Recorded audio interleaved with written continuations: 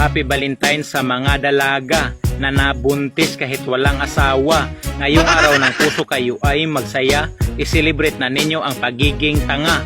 Happy Valentine's naman sa mga kabit, gusto ng flowers at mga chocolate. Huwag mag-alala kung di kayo mabigyan, isahin na lang sa inyong kamatayan. Happy Valentine's sa mga kinikilig, nasa inyo na yan kung gusto nyong magpadilig. Ang payo ko sa inyo, huwag kayong magmadali, baka ang katri ay biglang mabali. Happy Valentine's din sa mga single na nilalangaw na ang mga tinggil.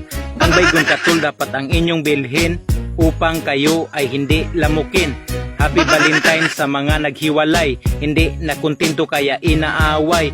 Pareho lang naman lahat yan ng lasa, bakit pa kasi maghanap ng iba?